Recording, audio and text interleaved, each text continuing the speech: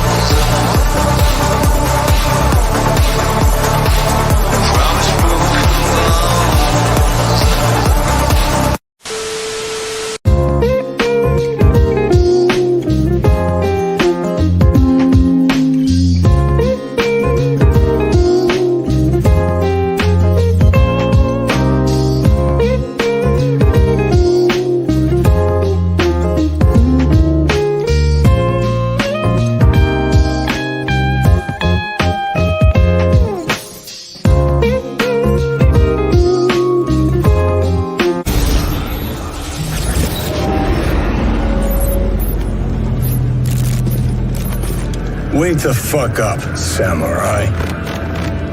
We have a city to burn.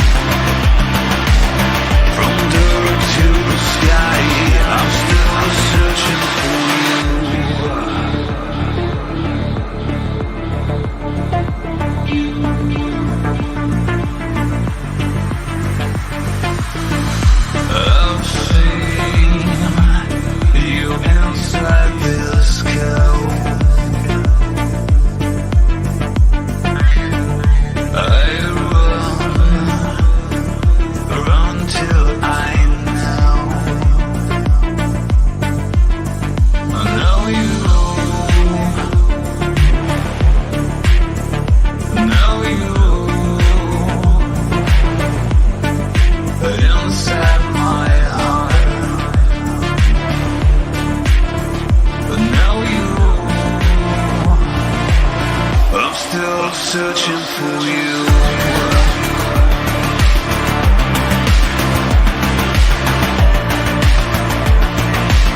I'm still searching for you.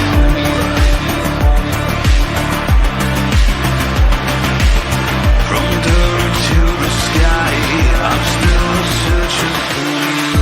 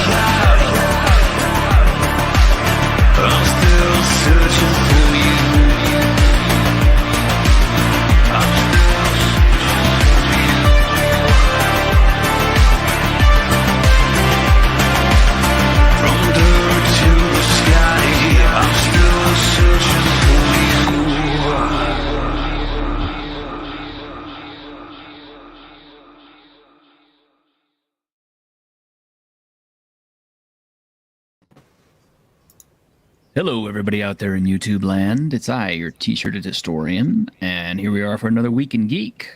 And we've got quite a few of our panel out on vacation or at work and stuff, so we're kind of running with a little bit of a skeleton crew, but the guys we got are still really awesome because we have Ironcaster, Grim, and Vlad. How are you guys doing? So you said you had good people. You have me. Oh, come on now. Ironcaster, dude, I couldn't do this show without you. I couldn't do it without Grim. Couldn't do it without Vlad, really. But I couldn't do it without any of my panelists, honestly. I am such a boring individual that, if I tried to do stuff on my own, it would really be kind of, just me talking. And, that wouldn't... I don't think anybody wants to show up for that. What you mean is you shine in a social setting. Yeah, kind of. I think so. Nice way to put it. Thank you. I need the British guys to, floral up my words a bit. It's the accent. That's what it is. It does help. My Let me say beard has hello developed to lean. I keep cutting mine off, so... You try throwing it away, but it keeps coming back. Well, if you love something, set it free.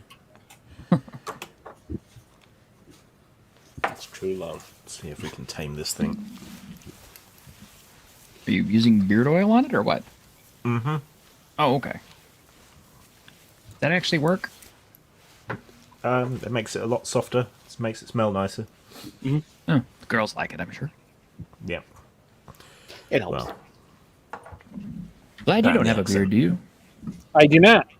Yeah. I kind of figured you for a facial hairless. Yeah, I am. I actually I do the Indiana Jones look at the beginning of the week on Sundays. I shave, and then about Friday I look like I've found the lost ark. So Okay. Looking a little bit like Robin Williams when he was found in Jumanji. yeah, not that far, but What year is it? no, Oh my mine is razor stubble. The reason why I do it, not that anybody really cares, is I actually, for somebody named Vlad, I've got sensitive skin and I nick very easy, so I only shave like once, twice a week. More before special events. I just hate feeling it because it's just I just don't like shaving. I mean, it's just so annoying. And oh my God, look, it's Snowdub. Snowdub, what are you doing? Hey, we gotta give Snowdub a snow wagon. Hang on. Go ahead, skin it. Skin that smoke wagon and see what happens. Oh no, and he's giving away the secret. Yes. Yes. We've had a development, and Lord Baphomet has actually visited, and he left me this video. So let's take a moment and all hail the Great Goat.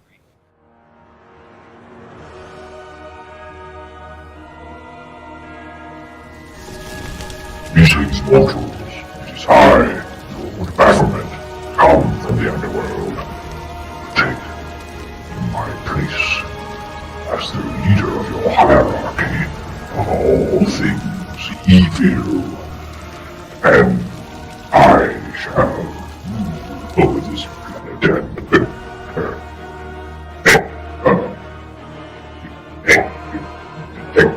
Is this camera on? Oh shit.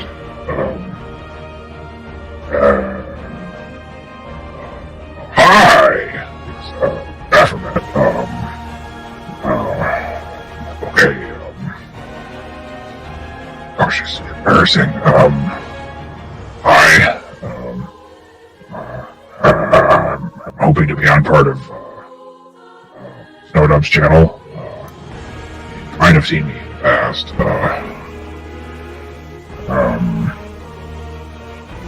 Okay, well, so, yeah, I, Baphomet, evil, to stop laughing.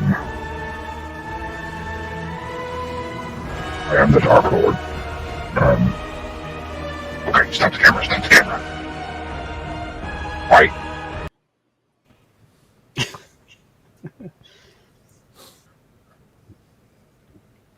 Good to know. We're in safe hands. Yes. So Lord Baphomet has actually arrived. So I thought he'd be bigger. yeah, that's what everybody says. They thought he'd be bigger, more scary looking, but no, he's very small. Loving you to a full sense of security. Yes. Well, he gets, he likes to cuddle. He's furry. Hello, Cal. Do we have to kiss his ring? He'd probably like that. I don't know. He's so cute. No, get in here if you can, man. Come on. Baffy is looking cuddly today. Yes. Actual demon size. Yes, cuddly Darkford. Yes. Well, you know the rules. Never summon anything bigger than your head. That's true. Or anything you wouldn't want stuffed in your ass. Oh, did I say that? I'm sorry, I didn't mean to say that out loud. Never mind. I get the feeling that he's used to it, though. Maybe. I don't know. I have to wash my hand before I put him on because he complains. Plenty of lubrication.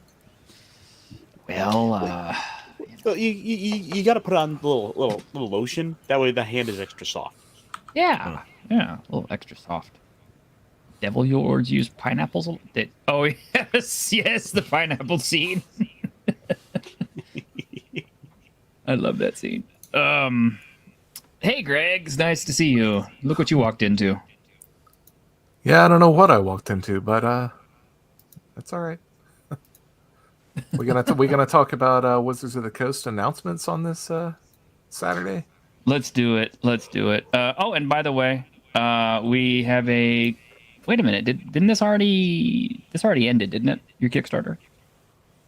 Oh yeah. That ended almost 2 weeks ago. Pretty close. Okay, I thought so. I paid for it. So. Or I helped thank you. I backed.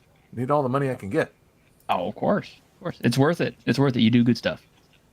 Zax is, of course, Baphomet as a toxic white male. Well, Actually, I think he may have both genders, but I'm not sure. I didn't check. I just kind of, stick my hand up there and, He collects all the evil elements. All of them, yes. Including dual genders. Yeah, the adventure's pretty close to complete. I've gone back recently this past week trying to make it a little less railroady, kind of doing some editing. I'm like, I don't know if players are going to want that. I don't like to be railroaded, but we'll see. Nobody does. I don't know any well, although I don't know these days, considering how kind of conformist the 5th edition players are, they might actually enjoy being railroaded simply because they really seem to enjoy being told what to do. Oh, that's why they're bringing back Dragonlance, right? The most railroady thing of all time. I can't wait to see what Dark Sun will be like. Oh no, that can't happen. There's no way. I've already gone to Twitter on that one, taken up the crusade on that.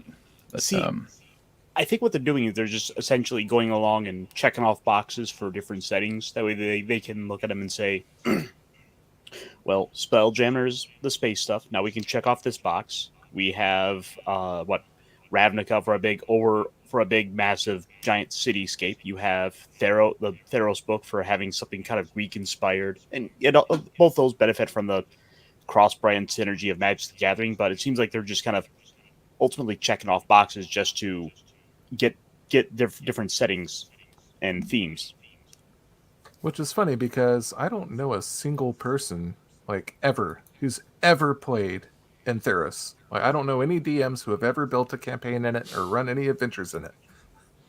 It's one of the ones I've liked better of what they've put out, but I guess I'm a sucker for, the old Harryhausen stuff, and definitely had that feel. Ravnica didn't feel like an urban setting from the presentation and everything. It just didn't carry the theme. Yeah, I agree. Theros is probably one of their better ones, It's up there for me with Curse of Strahd, stuff like that. Okay, Thoth is onto something with this. I mean, he says, Spelljammer, Dragonlance, feel like I'm back in the 80s again. Okay, I think that is absolutely the truth. Because I think WotC realizes that they have started to, or at least have mostly or wholly alienated the OSR older Gen X fan base, such as ourselves, and they are trying to, use the nostalgia berries of the older settings to try to bring us back in to play 5th edition, maybe with the younger kiddies and stuff. And I don't think they have realized yet. If they fuck it up, though, it's just going to make things worse. I agree. I mean, plus with the other thing to consider is they have the print on demand stuff with Drive Through RPG. I mean, I just got in the mail today a copy of the original Ravnica. Ravenloft. Nice. Oh, I'm sorry, yeah, Ravenloft. Yeah, they both start with R's. I think they kind of already they went down that road a little bit by making the default setting for 5th edition Forgotten Realms, and now they're pushing the whole Baldur's Gate angle with Minsk and Boo. They have magic cards, a whole Magic the Gathering set on Forgotten Realms. They're really trying to drive home that Baldur's Gate nostalgia. And I love Baldur's Gate, but I don't think it has the oomph that they're looking for.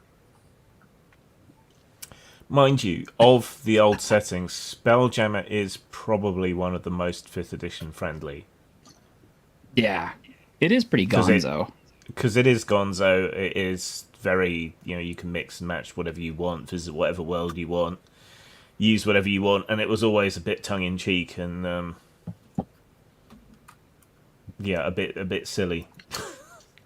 Except for the Neogi. That's the Ice Pirates of D&D. Well, like I said, except for the Neogi. Yeah. Yeah. Which Time Bandits. Yeah. Well, I mean, it's apparently the Neogi already made it into the Manual of Monsters or Millennium of Maelstrom Monsters of I don't know what the fuck it is, but I didn't buy it because it's Wizards of the Coast, and I said, nah, fuck it. But apparently they made it into that, and I'm kind of like, wow, did they make it completely unchanged where, they're described as horrible monsters that have a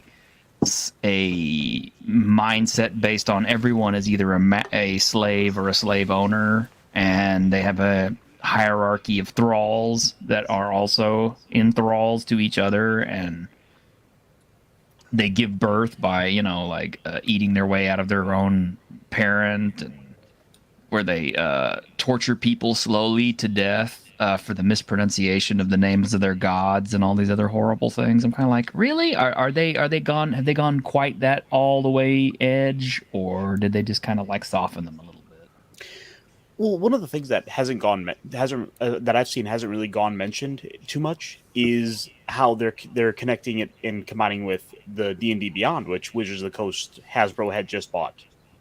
Mm-hmm. Is that they're going to start? They're going to start, I guess, putting in some sort of either codes or some downloads to try to build up that synergy, which from the purely business standpoint seems like a no-brainer. Well, yeah. I mean, it's not even a new idea, though. I mean, DCC was doing that for years. I mean, even to this day, it's like, I buy DCC books, and they all come with a code inside the cover to get a free download PDF from DriveThruRPG. I mean, ultimately, it seems like Hasbro is just behind the ball on this because, for example, the Pokemon trading card game has done for years pack codes for their digital online game, and it seems like that should have been something they should have done for Magic the Gathering as well. And it isn't up until recently that they finally started to do that. They don't have a virtual tabletop, though, do they? Well, now they do. As of yet. Now they do. Now they do? Well, that's news to me. I didn't know that. Yeah, that was them buying D&D Beyond. Beyond. I didn't think Beyond had a VTT. I thought we got Astral Tabletop. We got the one we used for Tabletopless. There's a couple of other ones out there, but I didn't think they had one. I mean, you can store your character sheets and so on, but I didn't think there was online play on D&D Beyond. Maybe I'm misremembering this. I've only used it like one time. We will But find it's out. possible. We'll find out. In any event, yeah. So I don't know how I feel about Spelljammer. I mean, it's kind of like, in theory, it's a good idea, but I don't think them putting it out is a great idea. I don't know how much of it is going to be changed from the original. I would prefer that none of it was, but, you know. I think that, you know, third-party publishers have already pretty much tackled the whole space D&D thing pretty well and integrated it into regular campaigns. I mean, it's just like, I'll give you an example.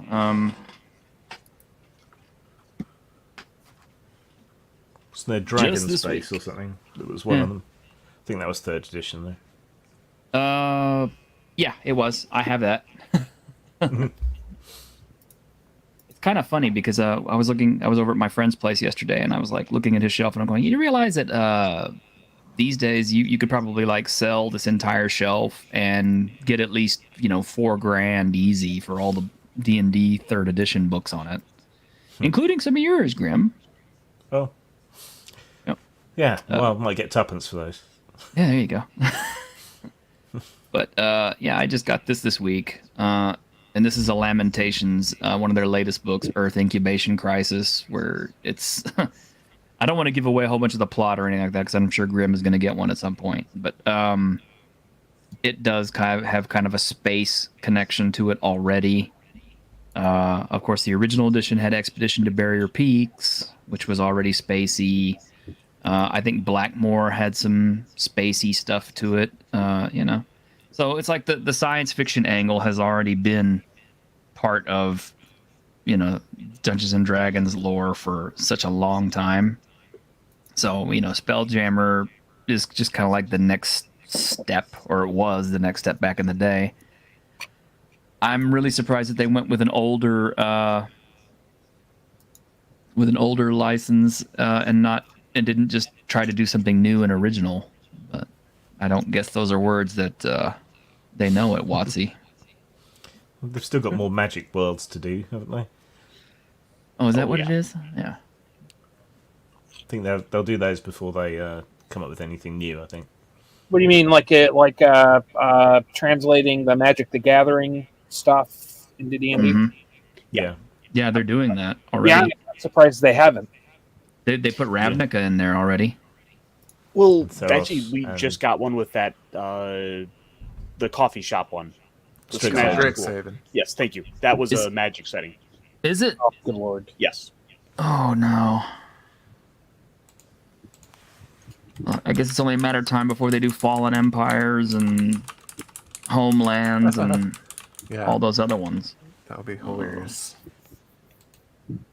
I don't think their Magic the Gathering settings are like that successful. Like, I don't have any sales numbers in front of me, obviously, but it doesn't seem like people are really buying these books that much. I mean, and maybe that's why they're going back to some of the older stuff, because they're like, yeah, this isn't working quite the way we planned.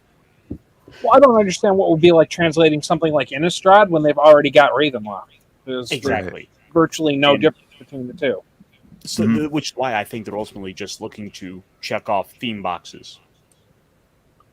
Well, I mean, okay, it's like They did do a free PDF of a Innistrad setting, and this was before they had gone and actually done like the actual published hardcover books.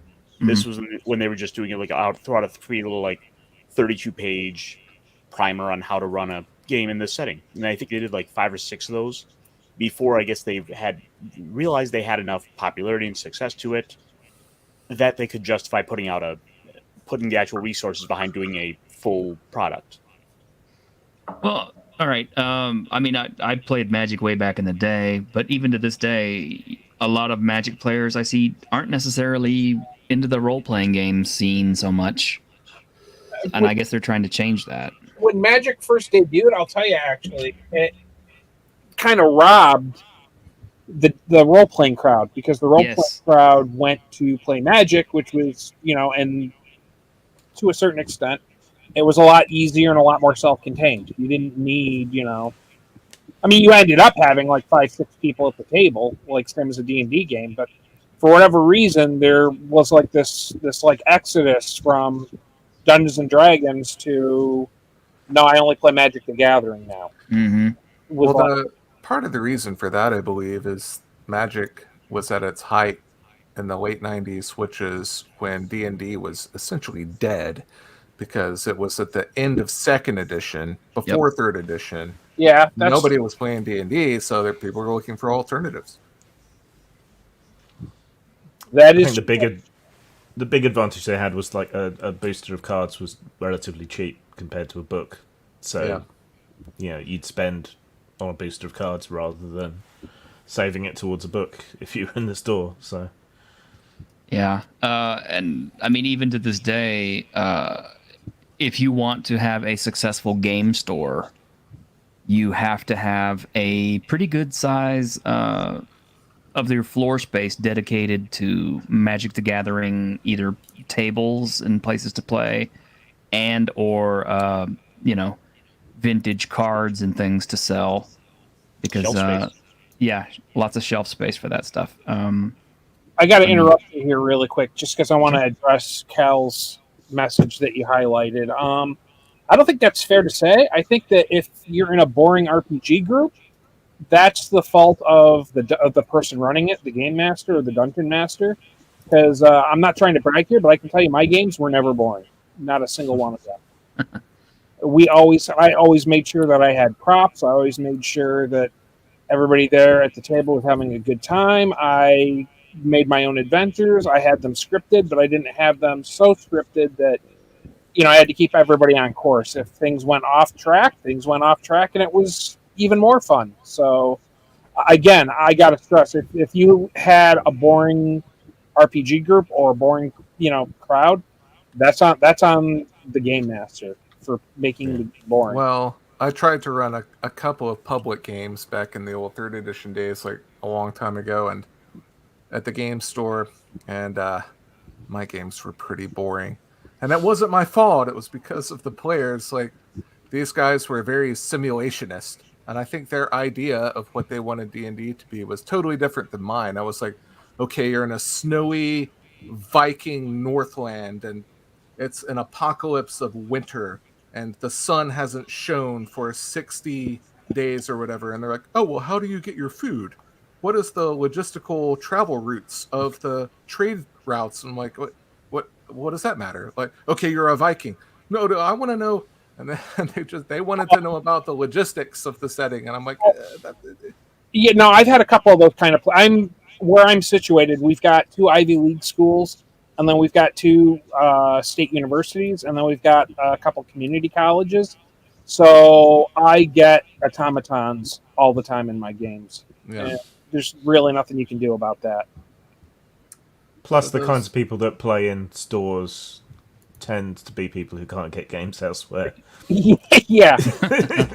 And here's a point, too, that I brought up before on my Twitter feed, is that for some reason, tabletop gaming and tabletop RPGs, for being something that's very social and requires some articulation of social skills, tend to attract all the people that are very, like, either antisocial or have, like, the worst social skills possible. Definitely. We combated that by adding more people. Like, the more people we had, the greater likelihood that somebody was actually going to interact. So we ended up having, like, parties of, like, 8, 9, 10 people. And only 3 or 4 of them would be really interactive. But that's okay. We filled the gap. And I've run games for some people on the spectrum, and for people who do have social issues, the game can provide a useful structured environment to kind of learn how to be social. So I'm not going to slam people for being antisocial exactly. No, but it's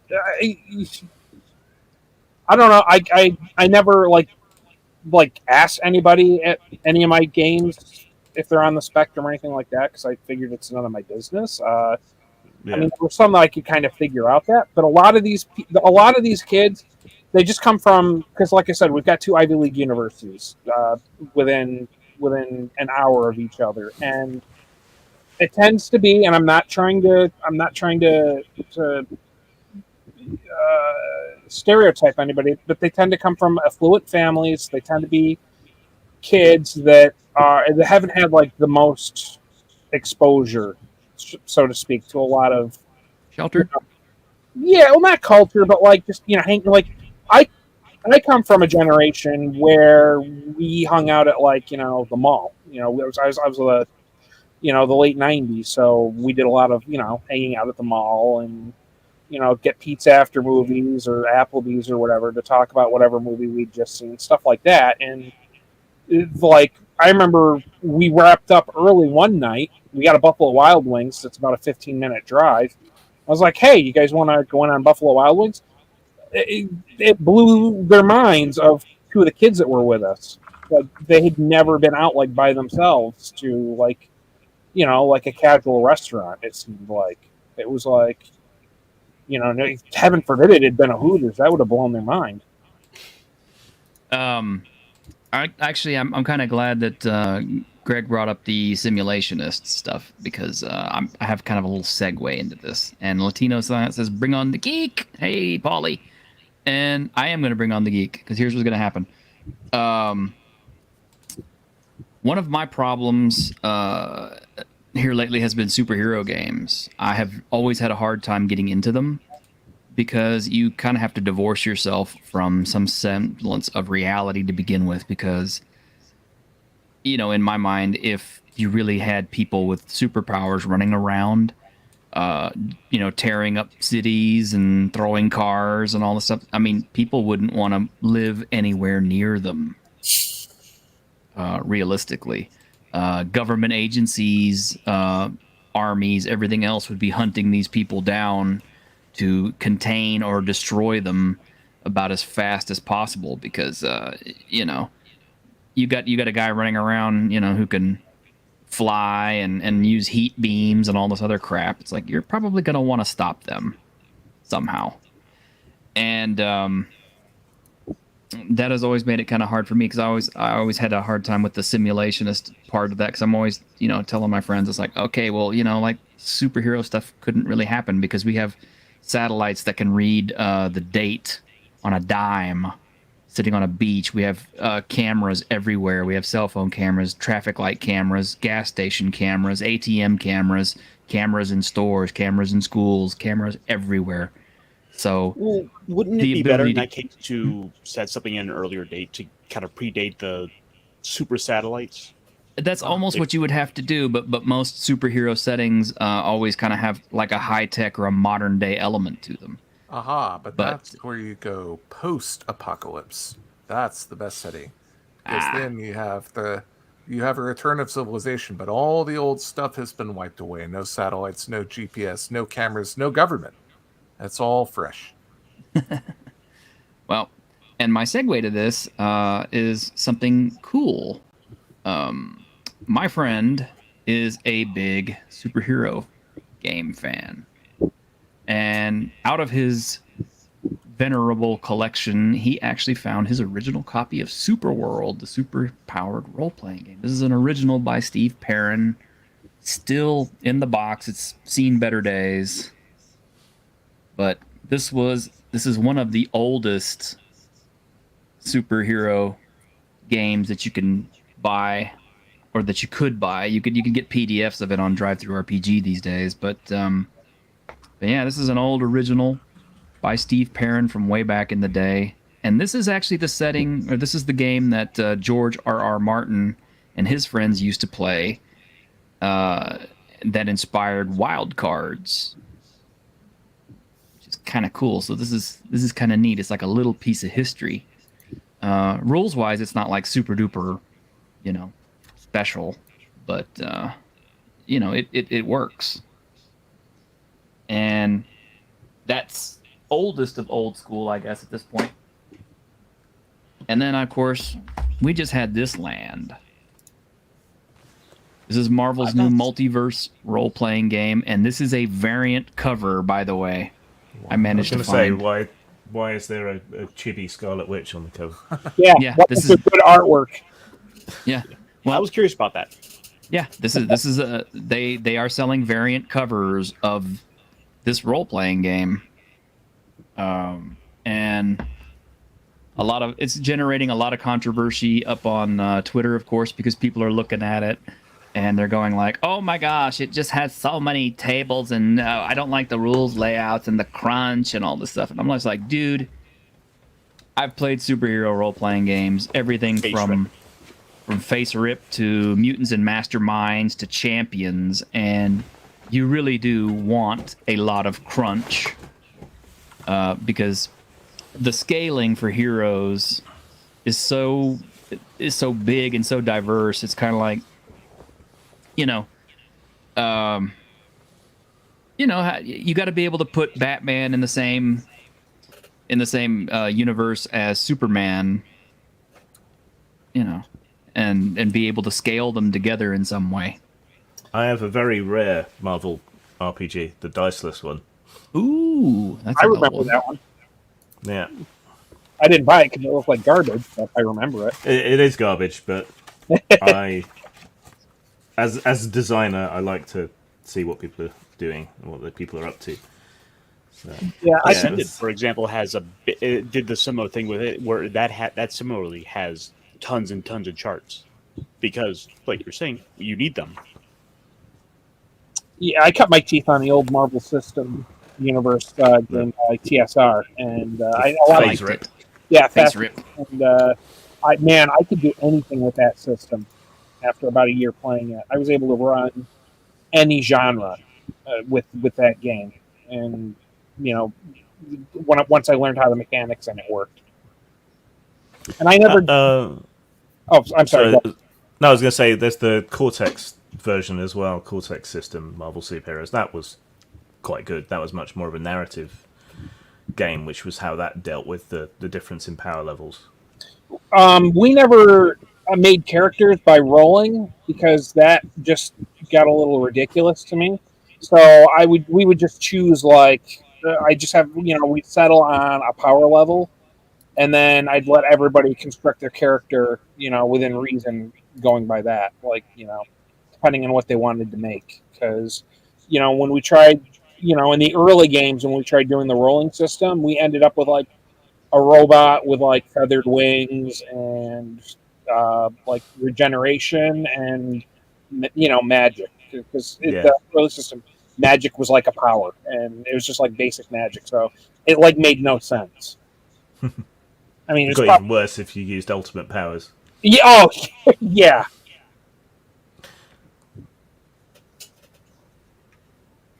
Well, of course, they had to have Captain Marvel in here, and they have ranks for all the characters and stuff too. So you could. Is she like the highest? I suspect. I haven't really had a chance to go over the book. I've only just got it yesterday. Panther and Cap are in there at rank 15. So. Yep, the white woman is 29, and the black character is a 15. So that checks out.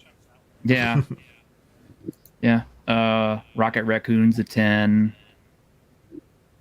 Well, Miles Morales is a 10. Well, Thor is only a 20. What is this bullshit? Yeah, that's what I said too. Hulk is what you need to check. And this is the horrible version of Thor. I hate that outfit. And Wolvie's only a 10. Hulk is not in this one. What? Hulk is not in this one. I'm honestly surprised they put Wolverine in this. I am too, actually. Is the Punisher in there? Oh, hell no. I didn't think so, but he'd probably be, knowing them, they'd probably rank him at 5. Because everybody underestimates him. Doesn't it use like 3d6 to resolve things? It is the most believe so strange dice system I've seen. They call it the 616. Yeah. So yeah, there you go. It's got all these rules about be considerate, play it safe, be respectful, kind. And so is that used as a dice pool, or is it used as a totals? Let me see. Well, It says you need 3 die 6s. With one of them is a different color than the other two, so you can pick it out easily. I guess I'd have to actually check on some like the rules, like the rolling and stuff. Don't worry about it. Okay. I guess we should be glad they're not turning it into a D20 system. Yeah. Yeah, I am very grateful. And speaking of D20 systems, thankfully, people who were planning on getting the the Dark Souls role-playing game, they are reprinting that because of all the errors in it. Although I'm starting to think all the poor guys over in the UK who got their $99 copies of it, and it's the one with all the errors and shit in it, and I'm just kind of like, wow, are they gonna give those guys a new set? Well, it's been said that they're doing replacements. Whether they actually do or not, I guess we'll find out. Well, that all depends what they consider a replacement. Are they just going to give you a digital copy? I think they are going to do digital copy. But I know, they are reissuing the PDF, but they've said they're going to give replacement copies to people who've had ones from the bad printing. So, man, I mean, it's like the last time something like this happened is I bought Pathfinder 2. I pre-ordered it because I was so excited about it because we were playing. Well, we still play Pathfinder, but I thought Pathfinder 2 would be compatible, and so I pre-ordered it in the bestiary as soon as it became available. And by the time it came into print and I got my hands on the copy of it, there was already like at least a 15 to 20 page errata document that I needed for it, and I'm not even joking. That's not good. I was so pissed about it. So I almost considered contacting Paizo and saying, are you guys going to send me a fresh, brand new, reprinted copy with all the changes and everything now? But since we never played it, I didn't worry about it. So I'm like, okay, whatever. So now I have a first edition, first printing of Pathfinder 2, and it just sits on my shelf and collects dust. Really? It's not worth fuck you money? Is it? I don't know. I guess if somebody wanted to buy it. Oh, I really thought we were going to use it. I thought it would be something that we could integrate into our campaign. I thought, okay, there's going to be some changes and some differences, but it should be something that could smoothly integrate into our Pathfinder 1 3.5 hybrid campaign, and there was nothing in it at all. So it was a huge disappointment for me, and evidently it's been a huge disappointment for Paizo because between Pathfinder 2nd Edition and Starfinder, apparently they're not getting the sales that they wanted. So now they are actually printing 5th Edition material. So go figure. I quite like Starfinder. It's got charm. I do too. I like Starfinder, and honestly, I don't care about the nostalgia berries that Spelljammer has. I think I would rather play Starfinder over Spelljammer. I was just about to ask: is Starfinder like the Spelljammer of Pathfinder? No. It's not a one-to-one comparison. It's the far future of their fantasy world, but it's much more science fiction, science fantasy oriented than Spelljammer is, which is much more fantasy oriented. Yeah, give you an example. The star drives that power all the ships and stuff were actually created by a trinity of gods who got together, created the first star drive, and then gave it to mortals. So literally, they're called Trinity drives, I think. Okay. And we don't know exactly how they work because they're like a combination of technology and magic.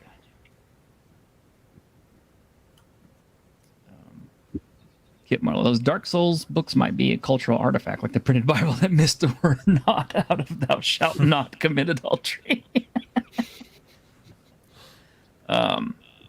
Well, you should totally read your Starfinder book. Starfinder's good. If you can find people to play it with. I bought 2 or 3 copies of the main book because I liked it so much, and it ended up being a favorite at my table for a while. How do you mean Fizz is more like Warhammer? I'm not sure what you mean. It's not like grim. 4K. Yeah, it's not grim and dark at all. But yeah, Oh. in that it's the far future of the fantasy world. That Warhammer 40,000's kind of fallen away from that. But early on in Warhammer 40,000, the idea was that the fantasy world was just one of the planets of the Imperium, just a primitive world. But they kind of let that drop off. Yeah. Actually, last I've heard, Space Marines got a big boost again, so they're actually useful in tabletop. But Yeah. I don't know. I don't really keep up with it. It's too expensive of a hobby. I'm just happy we got squats back. Yeah, well, squats came back. You know how much you're going to have to pay for a what is it, a Reaver Titan? Or is it a Warlord Titan? I think it's the Warlord's the biggest Titan. Should I just They're cut like, the arm off now? huh? Should I Yeah, just you might cut the arm you off might as now? well. Yeah, you might as well. My friend actually keeps up with those. He keeps up with Forge World, and he says t-shirt they're going for like almost $900 to $1,000. I'm like, for a miniature? And he says, yeah, but it stands like 4 feet tall, and I'm like, yeah, I would hope so. Now I hear you about especially Games Workshop. They're diabolical with their pricing. Like I play because all my friends around here they play Mordheim is the big thing, and I like that because it's smaller warbands. You don't have to invest as much money into it as you do, like say Warhammer. And I use all Reaper minis anyways for everything, so I can make an army for like $20-$30. But I commit the cardinal sin of painting them with apple barrel craft paint. So Oh, I'm sorry, that just hurts me. I've had good results with it. I just water them down, and they seem to. Yeah, it takes a couple more coats, but I haven't had any problems with them. After all the money I've spent on paint and all the work and the techniques and stuff I've developed for my miniature painting, people using apple barrel paints, and I'm just like, no, please don't do that. I've managed to make it work before, but I've got a bunch of I've moved on from that myself. I maybe it's just the the painting snob in me, but it's apple barrel paints are not, the pigments are not ground finely enough. No, they're not. So at the same time, I'm not going to invest $60 in paint for a hobby that I take part in maybe 2-3 times a year, if that. yeah, that's fair. That's fair. I suppose you might as well get like a couple of cans of spray paint and save yourself a little bit of time there. My matting, so for my priming. I do plan on acquiring some Army Painter speed paint to see how that works, because I have a lot of Zombicide miniatures and stuff that need to be painted, and frankly, nobody cares how cool the zombies look, because my first set of Zombicide miniatures, I took all my time, painted each one individually and carefully and all this kind of stuff, and people will still pick those things up and like throw them in the box like they're plastic army men, and just make me just want to tear my hair out. Well, I think it would also help that if you kind of make them look uglier, it kind of you don't have to really worry about making them look as super nice when it's a zombie. Yeah. Painted my miniatures with apple barrel paint back in 1997, and they were miniatures that these are Hero Quest miniatures. I'm looking at one right now. They stand up to the test of time. We're looking 25 years later, not a single chip on that apple barrel, I'm telling you. Yeah, but how many coats did you have to put on? Like 4 layers? I don't know. They're very primitive. There's hardly any detail. Everything is very smudgy. we were like 16. I didn't know what I was doing. Yeah. I sympathize. I understand. I was that young, and I remember my first set of Space Marines I painted up. There was no Hobby Lobby. Hobby Lobby didn't exist. I think it was. I think it might have been Michael's. I can't remember where we got the paint. I got lucky. I actually managed to find a couple of old bottles of Ral Partha way back in the day, but mostly it was Duncan paint, which is like ceramics acrylic paint, which it worked okay. Kit says, didn't GW change the rules for point buy cost of troops to make them cheaper, so you had to buy more models? Tiny part of me respects the depth of cynicism there. Yeah, probably.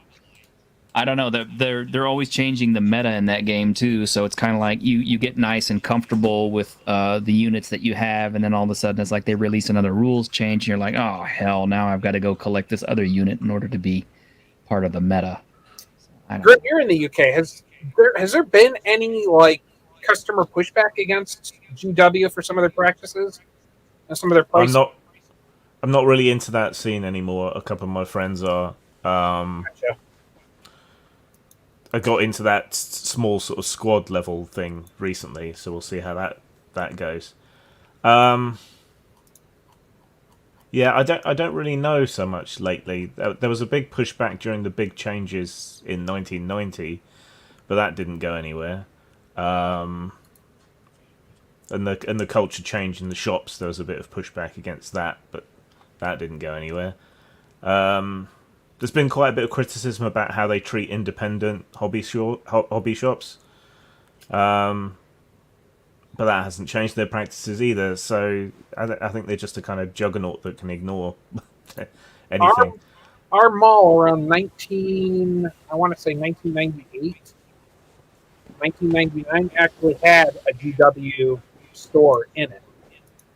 And the guy that was the cashier admitted, he said, the only reason why I got a job here is so I could afford the product.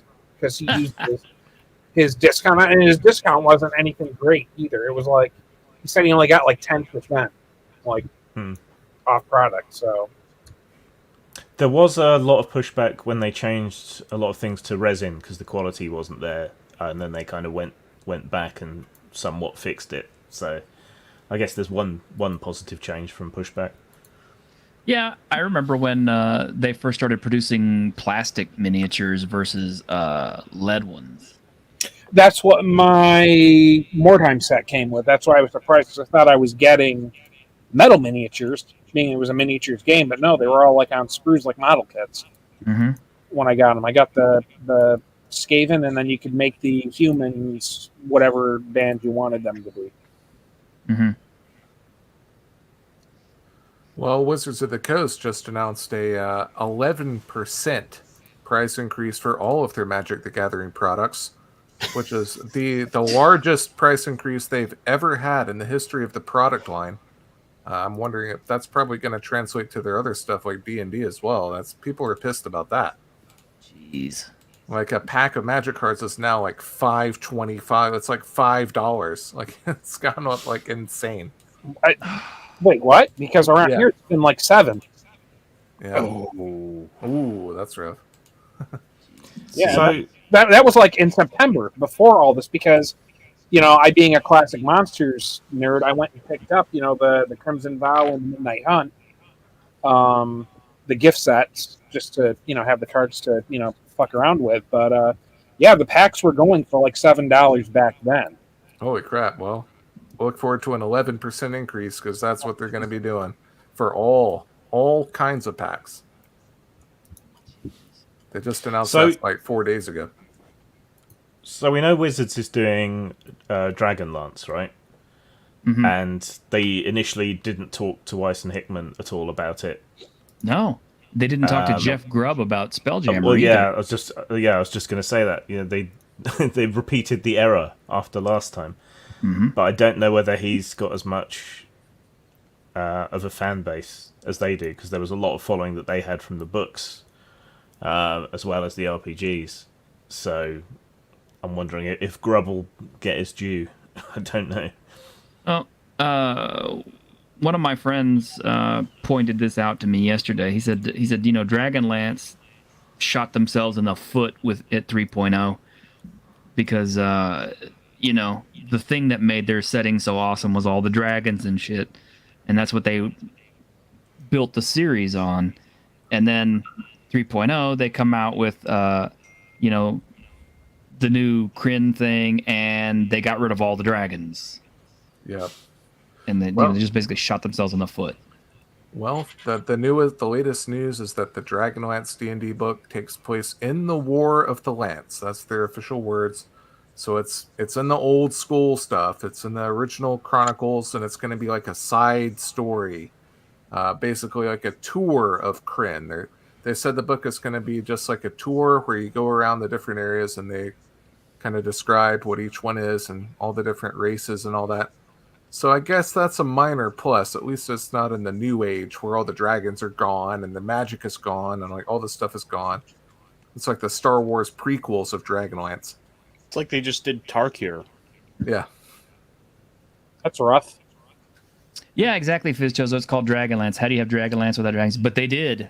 And then they started bringing in like alien dragons and all this other weird crap. Horselance. Horselance, yes. Legion of Mrs. 5e Dragonlance seems more of a mass combat simulator than a setting. Oh, I hope not. I'm going to hold out for Donkey Lance. Ashlands. Well, according to the Bro SR, they can take that magic card, City of Ass. Did you say Axel? Is that like the Axel Braun parody? I'm just. Oh, Dragon Ass. you said the Bro SR. Why did you? yeah, Do that? I was saying, well, according to the Bro SR, there can be no D&D without mass combat rules. It's like integral to it because you have to go back to chainmail. Oh boy. Well, And Well, I'm you not have gonna to, open the- you don't- you- and you have to track time in real time. Yeah. So if don't- Dragonlance is mass combat, that's going to be like a plus. I don't Cal get may the be Bro on something SR. there. How do you look at today's RPG landscape with its lunatics on one side and think, you know what we really need is another bunch of lunatics on the exact opposite side? As if that helps anything rather than just adding more lunatics to the mix. I mean, hey, Squeaka. what they want to do could be fun to play in, but it's like the implication that that's the true way, as if like they're now just crusaders trying to weed out the infidels. Yeah.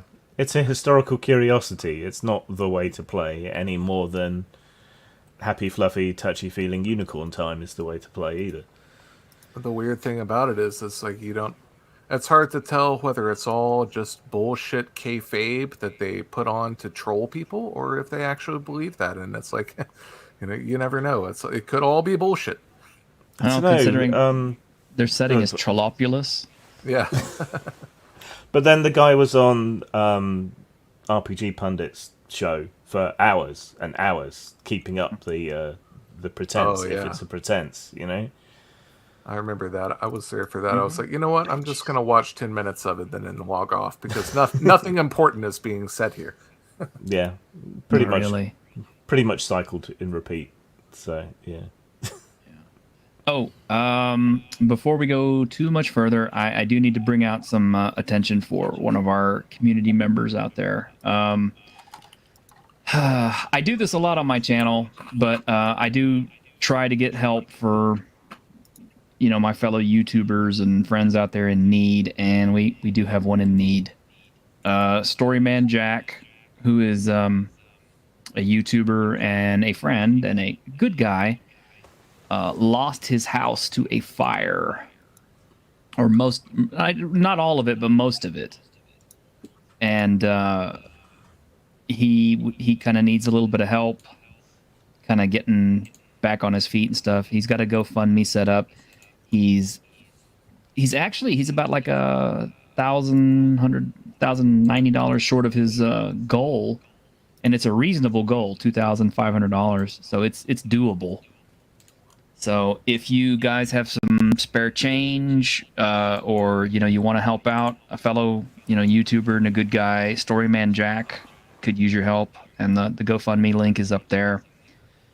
I wish this guy all the best, because he's a good guy. I've streamed with him before. Nice fella. Writes good stories. He writes really good stories, and then he puts them out there for free, and people can just kind of do whatever with them. And he's also a fellow gamer and such. So, good guy. Yeah, I just followed him on Twitter. I'm looking at it now. If you want to put the link there, check it out. Yep. Let's see.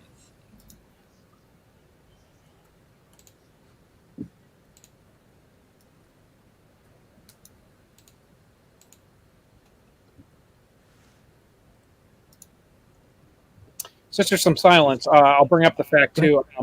The Hasbro thing doesn't surprise me because I think it was Big Bad Toy Store put out a memo letting all their customers know that Hasbro toys across the board, we're going to see an increase of I think like you said about the Magic, I think it was the similar thing. They said they're going to go up about 11%, 10-11% across. Yeah, and a lot like the Transformers toys, for example, had just gone up overnight, virtually overnight in the box stores.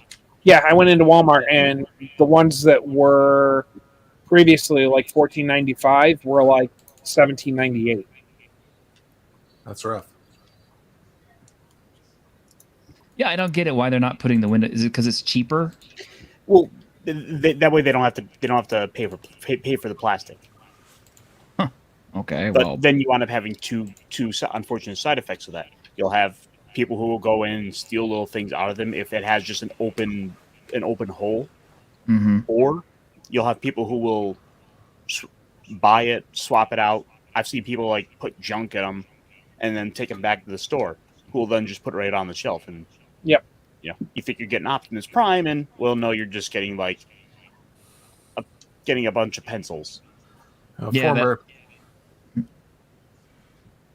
That got me. I went to a local Kmart back when we had Kmarts, and I actually found a full boxed copy of World of Warcraft Cataclysm. I mean, and it was the big giant deluxe version with the the mouse pad and the art book and all that other cool stuff.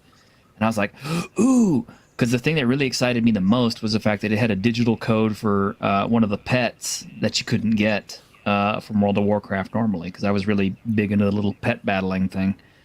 Well, I got it home and found out somebody had already used the digital codes and basically returned it to the store. So I actually contacted Blizzard about it, and I said, hey, can you do anything about this? And they were like, no, we sure can't. So that blows. Well, about to say, one of my former buddies was a Walmart stock boy for a long time, and he was into collecting, and he would get the boxes of Hot Wheels and the rare toys and stuff straight off the truck, and he would just take them in the back, and he would just open it up and take whatever he needed. He didn't even, it was complete theft. He must have swindled them out of thousands of dollars. That happens a lot. Jeez. Well, how many times have you bought something that fell off a truck? Well, I go to the flea market every weekend because I'm a big retro video game guy. Not as much anymore because you can't really find games these days. It's I could do a 2-hour podcast on just that. It's insane. But yeah, there's a lot of sellers out there with stuff that, oh shit, what do you got there? What do you? Show me some RPGs. What do you got? Oh, this is all my PS1 games. But sweet. Finish your story. I didn't mean at the flea market, you'll find plenty of quote unquote storage locker people. They buy out these a Storage Wars. They buy out the storage locker, but there's a lot of stuff there that's brand new sealed, and you're like, where did you get that from? Why do you have 20? Why do you have 20 PS5s? That doesn't make any sense. There's no reason you should have that. Oh, it works. You buy PS5 for $200. No big deal. I was like, I don't know if I'm going to buy that. I'm fairly certain the Sega Saturn I bought on the side. Yeah, he's like PlayStation. He's better. Yes. Well, it's kind of it's a sign of quality. You've heard of iPhone 13. We have iPhone 15. We are ahead of game. You buy it, $200.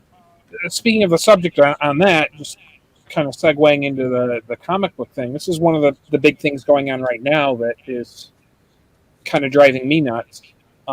Because I stopped buying floppies back in 2014 because they were starting to get a little too politically correct for my taste, and they were getting a little too preachy, and they've been garbage. Comicsgate. Well, I'm not.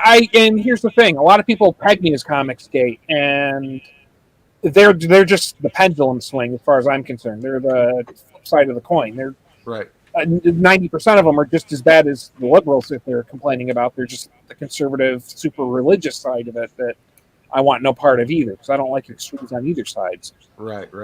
And it's but anyways, I went back to getting back issues because there's plenty of shit from the 90s that I couldn't afford because I had to make choices as a kid with my allowance to go back and revisit. Well, you get up to the counter now. This just happened about a month ago. You get up to the counter with your stack of back issues, and you got to wait for them to go through their phone on eBay. So prices up. And I'm like, but it says right on here 99 cents. They're like, yeah, well, no, we don't do that anymore. So we go by that. He's like, it was the owner that waited on me. He goes, yeah, I'm sorry. He goes, I don't have time every Sunday night to go through and reprice all my books. So I'm like, and in the back of my mind, I'm like, well, why the fuck are you in business? Then if you can't devote the time that you need to keep correct prices on your inventory.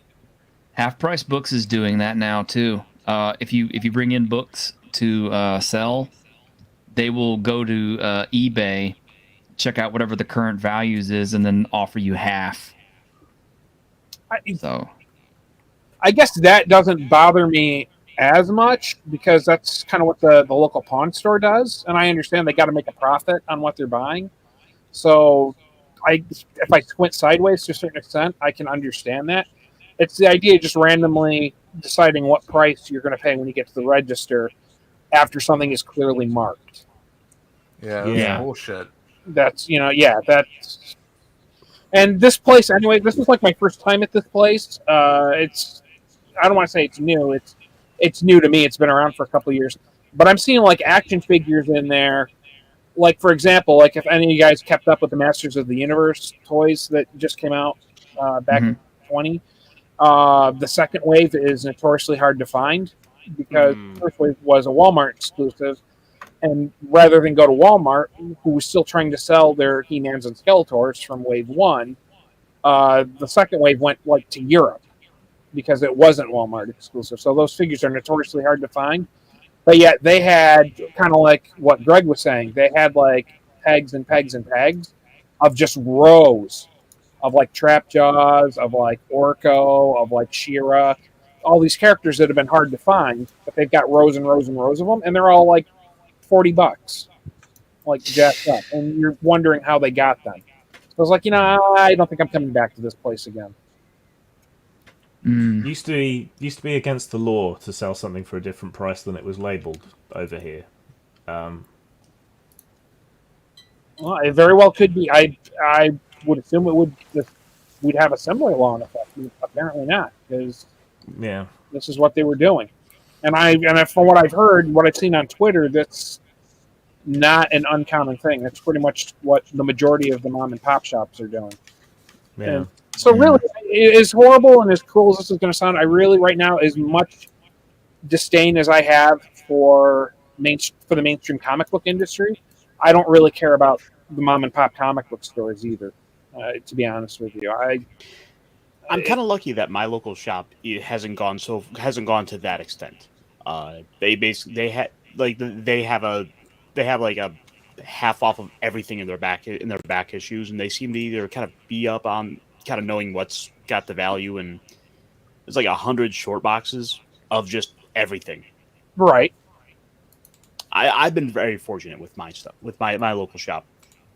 Well, and the unfortunate thing is, like, with the modern industry now, I can basically buy those like books from the 80s and 90s for basically either cover price or just a little bit more, whereas the modern stuff is more expensive and you get less story. And it's garbage. I'm sorry, 9 times out of 10 it's garbage. Like, I know, for example, Ironcaster, you love the IDW Transformers stuff, but that has just been all over the place for me. It's very folk. Some of it has been not bad. The artwork too has been all over the place. Was it as bad as the Aubrey Sitterson G.I. Joe? Debatable, but I'm sure some issues were as bad. But yeah, it was a big. Go ahead. Oh, I was saying there's a few. It's like when I look at that overall, what IDW's done, there are some stories that I'm like, yes, these like 2 or 3 are like phenomenal, and there's other ones that I don't even talk about because they're either unremarkable or I mean, yeah, they have the kind of wokey stuff kind of sprinkled in that you just kind of either kind of sigh and weigh. It's like, is this bother me enough to drop it? Yeah, so what I was about to say is I'm a big Ninja Turtles fan. I love the IDW Ninja Turtle series, but there was a long stretch where it wasn't like wokeified or anything, but it just got so boring, and they hired this one writer, and like it just went downhill quick. And I feel like that happens a lot with IDW stuff. Yeah. Oh, by the way, with Turtles, next week is the last issue of The Last Ronin. Yep. I know about that. I've heard a lot of good things about that last Ronin series, but unfortunately, just IDW as a company, that series might be very, very good. I'm never going to know because I don't want to support IDW. That's Gary's brand. But, well, that kind of reminds me of, in the retro game collecting world. That's kind of why I kind of stopped doing that, and just I sold a lot of games, and I'm not looking for games anymore. It's too much stress. You have to haggle with stores. You have to haggle with people on eBay, deal with their bullshit. Mm-hmm. At the flea market, you have to fight with other collectors who don't even give a shit about the games. They don't even know what game they're buying. They just look it up on eBay or whatever, or scan a barcode on their phone, and they're like, oh, this is worth $50. I need to buy it. And it's like, they don't even care about the games. To them, it's just like bullshit. It's like, I care about the games. I want to play the game. Why are you trying? It's just too much trouble for me. On video games, I got to tell you, just to add some positivity to the story. I had that. He's also that game rules. I had that. Too bad it's not the second one because that one goes for like $300 now. Yeah, see, that's why I went to the X Station. I have my PS1 modded. You can play all the games off an SD card. I put them all on there. I have every single $300 game you can imagine. Play them all. But go ahead, Vlad. Go ahead and tell us. So at my retail job that I had right before the pandemic, my manager was a great guy, but he was, he had a couple moments where we were talking in the back after hours when we were just doing basic stock, and he was almost breaking down because he didn't know how he was going to pay his bills. He, has a daughter. He has a younger brother that he looks after. He's got Down syndrome because their mother's just too old to take care of him, and he was having a rough time. Then the pandemic hit, and he left the company. I left the company at the same time, and then he always said he was going to open his own like variety store. He was going to sell like antiques and stuff like that. And he spent his weekends. He was always telling me about his weekend trips where he'd go and like to estate sales, and he'd clean out people's like garages, or he'd clean out like their storage containers so that they didn't have to, and just haul away their junk. Well, he got a call. Some woman's son had passed on, and she was selling off like his estate. And so he showed up to his house, and they went downstairs, and he had like a massive like video game collection of my God. Everything, like Sega Genesis, NES games. And here's the thing, they were all like mint in the package. So the packages were like bent, or there's like a little tear in the cellophane, but they were otherwise intact. And he just like hoarded them. He just, he went to like garage sales. He went everywhere and just hoarded all these video games. Some video game systems still new in the box. Like he had like a couple like Sega Genesis systems brand new in the box from like 91 that came with the Sonic cartridge. Some of the NES systems, and it was like hitting the lottery for him because he ended up taking stock of his inventory, put it on Craigslist, and a guy contacted him from just outside Hollywood. Some random guy, and he's like, I'll purchase your entire collection. And he literally sold it to this one guy for like $1.5 million. It was like instant lottery ticket. Yeah. It changed his life overnight. It's insane. My balls hurt now.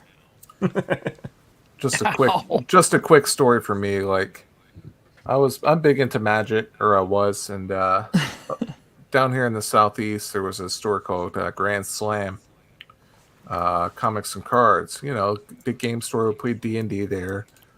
The owner, Bannon, had apparently every Magic card ever printed. He had 4 of every single set going back to the very beginning. No lie. And they're like, well, okay, that's a kind of a crazy story. And I don't mean for this to be sad or anything, but he passed away. Like, he was our age, you know, kind of a guy in his late 20s, early 30s, late 30s. And I don't know, I guess he just wasn't a very healthy guy, but he didn't wake up one day. And I always kind of wondered what happened to his Magic card collection. And there was a little blurb in the newspaper. It was like a news article that said, largest Magic card collection in the southeastern United States, sold at auction. It was like $250,000. And I was like, holy shit. That was his collection. I was like, damn. I was like, you never know what people have out there. There's probably people out there silently, just quietly collecting stuff over decades, and nobody knows what they have, and they just are hoarding it. And that it's just hidden away. Eventually it might show up one day, but you never know what people have. The little daydream that I have is like just being out for a drive and going into like a mom and pop store, like out in the middle of like, you know, East Bumfuck nowhere, where they got like, you know, a screen door with a hole in it, and you walk in and the floorboards creak, and you look over on the shelf and there's also like dust caked box of like Alpha or like Arabian Nights. And like, yeah, it's the owner. Like, hey, how much you want for that? And he's like, $5. You know, that's your dream. Or like, it hasn't sold. What does Ironcaster got there? He's Rebel Assault 2. Nice. I'm pretty sure that after I die, my parents are going to be able to sell off between my board game collection, my TTRPG collection, my DVD collection, and my various other bullshit collection. You know, they're probably going to be able to get at least $1 million out of all of it. But wow. You need to leave a note so they know it's worth something. Yeah, I think I do. Because so many tragic stories of comics collections being thrown away or burned, or because people just don't know. That's part of the reason why I sold all my games, and like a lot of my anime and stuff like that is like, well, you never know if society is going to destroy itself in the next few years, so might as well get it out while you can, you know. There's no reason to hold on to it. Sell while it's hot. I'm going to show you something I did way back when I had more money. Oh, look at that, Parasite Eve. I remember that one. Rules. Yep. Are you in like the UK? Like you're showing like, are those like non-American versions that you're showing? No, these are the American. Oh, okay. American ones. I saw that Suikoden was like in a single CD case, and I'm like, that's weird. Yeah, that's how it was originally sold. No, this one didn't have the recreation cover. Oh, okay. I've had to get a 1 or 2 recreation cases, but I have the games in them. Oh, Message from Space! Where did that come out? Did that come out recently? No. This is the old Shout Factory version, and I'm not going to tell you how much I paid for it because I bought this a couple of years ago, back when money was better. Well, but I'm looking at it now on Amazon. It's showing $400. So yeah. Someone go break into his house for me. but that's what I'm saying. I bought this about 2 or 3 years ago. And I still paid a bunch for this. And yeah, it being worth that much. And I also managed to snag one of well, this is probably not worth as much, but this is the other Message from Space Galactic Wars. Yeah, you can still get that. You can still get that one. It's still good. Still strong. Mm-hmm. It's just crazy, man. It's just the way fan cycles work. And what is hot, what is not. When the Moon Knight series was announced and everything like that, I imagine Moon Knight comics went through the roof as far as their pricing goes. And I almost wonder if my old Moon Knight comics would be worth anything now. That shit only lasts a couple of months. I'm telling you, man. Like, it doesn't last long. The heat is over quick. That happens with Guardians of the Galaxy, with the There's Inhumans. no one now looking for New Mutants. Yeah, it's over. Don't bank on that. I didn't actually see that movie. I got lucky with my Godzilla movies. And here's the kicker: is that I bought them all in like 2006 for like $5. Yes, exactly. The Godzilla, the if you remember the nice ones that were in like the nice cardboard books. Yeah. Yeah, I had all of them. And right around when King of the Monsters came out, because they'd all been out of print, they were all going for like $7,500 a pop for each of them. And I got the pawn shop here to buy them at $75 each. So I walked out of that store with like $700. Yeah, and then And now they're back down to being only worth like $20 because the Criterion collections that came out. I got that too. I'm a giant monster movie fan. That's why I'm making a monster RPG. Like, I've got them all. Yeah, I remember that from week before last. Yeah. There's the only one that's worth any value now that hasn't been reprinted is Godzilla vs. Biollante for Blu-ray. Yes, I have. If you can find that, that's worth a lot. Hold on. I have it on DVD. Yep. I don't have it on that's Blu-ray. a good movie too. That's actually a decent It movie. is. It's not bad. It is. I've got that. I might have that. Well, for something a little bit less collectory, of course, we had some other news happen this week. Of course, we had Ezra Miller got arrested again. Ezra Miller and Amber Heard would make the perfect couple in real life. That's what I'm thinking too. But somebody posted up some information that is absolutely true now, and I didn't realize it. If you go to Hawaii, you are less likely. I think 50% less likely or 80% less likely to get assaulted by a shark than you are by Ezra Miller. So there you go. But yeah, that was pretty funny. Yeah, it's pretty good. Grim, thanks for the link in private chat, by the way. That's my kaiju game. Oh. Wait a minute. What you got? Where do you got? I put a link in the private chat.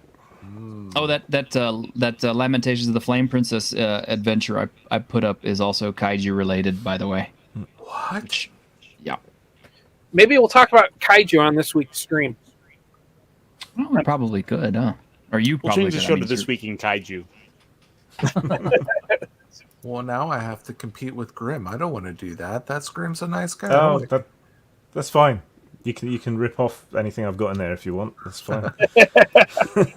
I don't give a fuck. This was kind of fun because Alex Mayo did this one, and he's kind of infamous for his white WIGHT power adventure. But yeah, he's talking about the giant monster, which looks actually is very similar to the big G. Mm-hmm. But he says, I'm well aware the suffix "sar" implies a creature of reptilian origin. However, the Gigasaur in this adventure is in no way reptile. But I thought this was funny. He says, I have chosen the name in part because it is evocative of other kaiju-like monsters.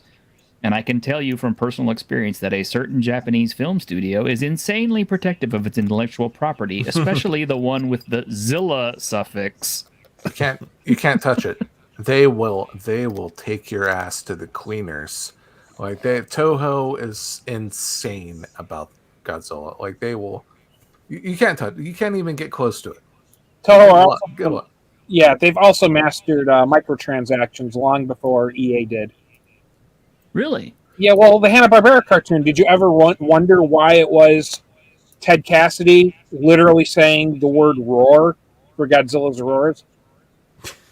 It was because they licensed the character from Toho, and then Toho said, oh yeah, you want Godzilla's voice? Well, that's going to be another charge. Wow. They did that across, and that's why King of the Monsters, none of the other kaiju have their distinctive roars. They had to make all of them from scratch because they said it would have been cost prohibitive to buy the roars from Toho. Wow, and the last Godzilla movie coming out of Japan was shit. Yeah. I didn't like shares it. That with me. Now I've got two people that share that sentiment with me. No, that movie is so boring. Like, me and my buddy tried to watch it, and I was like, we were fighting to stay awake. We were like nodding off. It was like, That's exactly how it was with my good friend in town, and he's half Japanese. We were like fast forwarding through that fucking film. It's bad.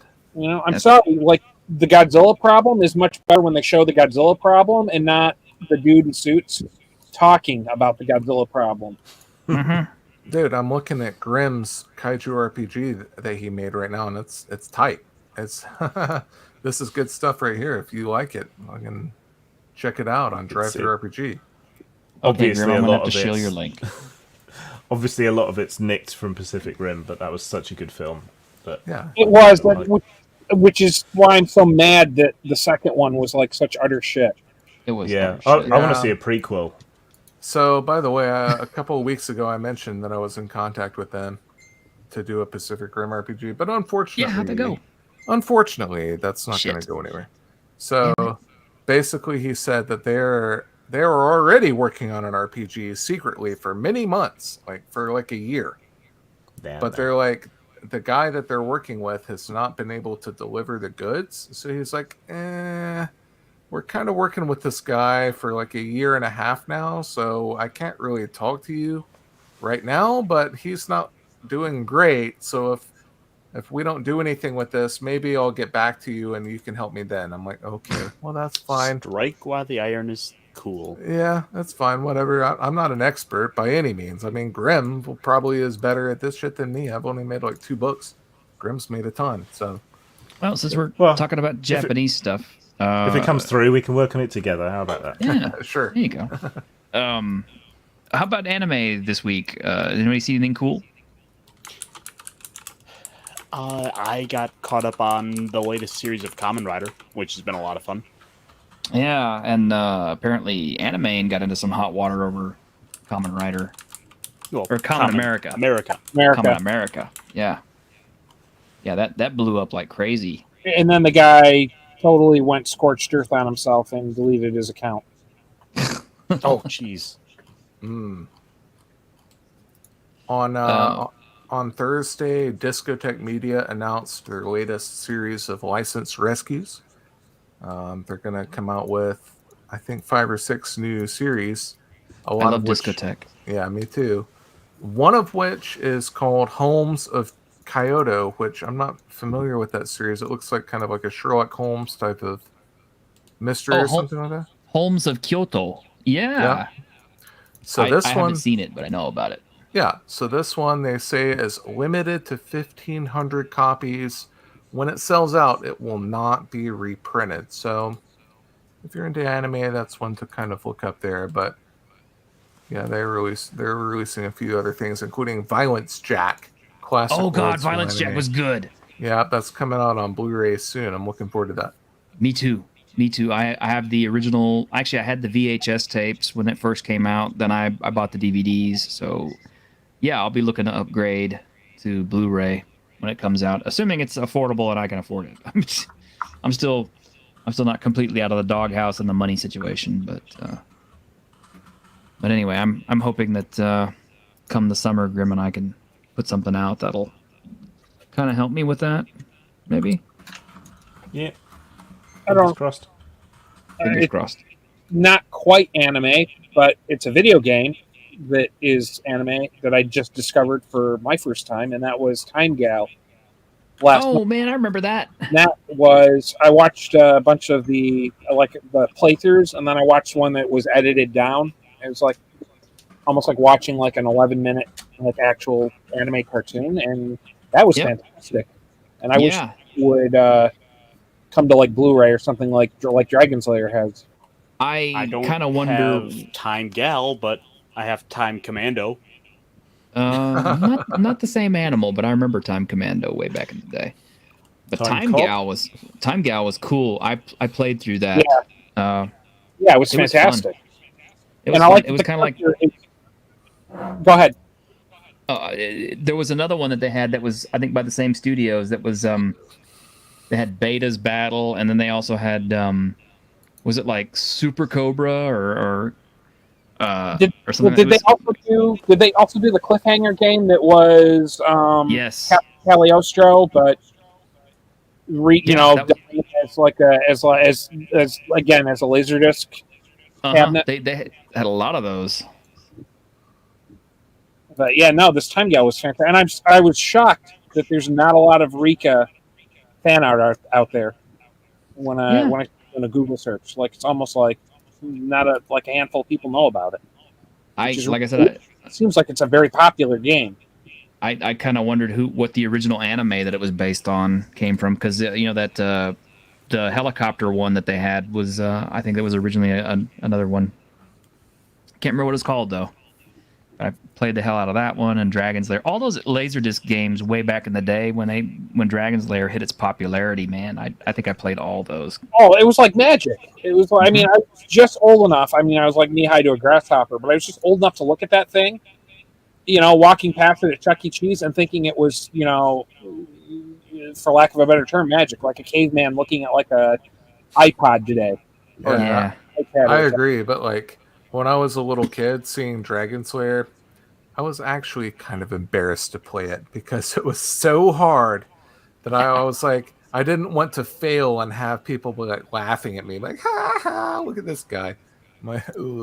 So I never actually played it. I used to just stand off to the side and watch people fail at it. Well, to be fair, there is a reason why that's like one of the few video arcade cabinets that did over $1 billion in sales.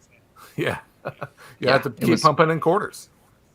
It was basically like a Dark Souls way before a Dark Souls. In fact, from what I understand of doing my research on Dragon's Lair, is that Dragon's Lair is kind of like what saved the arcade market back in 1983, because they had just had the home video game market crash, and then it looked like arcades were next, and then Dragon's Lair came out and kind of gave them another boost, like another six months to a year of popularity, because people wanted to play this game that was a cartoon. And Space Ace and Space Ace 2. Yeah. Space Ace is Spelljammer basically. Yeah, it kind of is, isn't it? There were a lot of I would say that the sound chips and stuff that were being used in arcade boards at the time had gotten better or something like that, because I remember one of the licensed video games that was in the arcades at the time that was one of my favorites was Journey, and it was based on the band on their Frontiers album. Yeah, that was the shit, dude. That was the shit. That was on Atari 2600 as well, and a much more primitive version. Oh, I imagine. But the arcade one was fantastic, and if you managed to complete all the levels, the finale was you got to play the Journey the premise of the story is aliens have stolen all of Journey's instruments, and you have to go through all these different stages and get the instruments back. And then at the end, they play a show, and you have to play a bouncer that stops people from getting in and mobbing the show. But for as long as you do it, they play separate ways, and it's the actual track from the What? Yeah, it was really cool. And a lot of people don't know about that one, but I remember playing the hell out of that one in the arcade whenever we got the chance. There was an Aerosmith shooting game. Yes, Revolution X. I remember that. Revolution X. Don't give up. I remember that. I'm an arcade and retro game junkie. Okay, Same. So I played so many arcade games. I probably have destroyed half my brain. I probably have brain damage from staring at CRT monitors and letting the X-rays hit my brain. I don't have any idea how much money I've spent on video games in the past, but I do distinctly remember once I got so desperate to play Street Fighter that I actually had a real $2 bill in my wallet that I was just keeping for good luck or whatever, and I turned it in for quarters. Nice.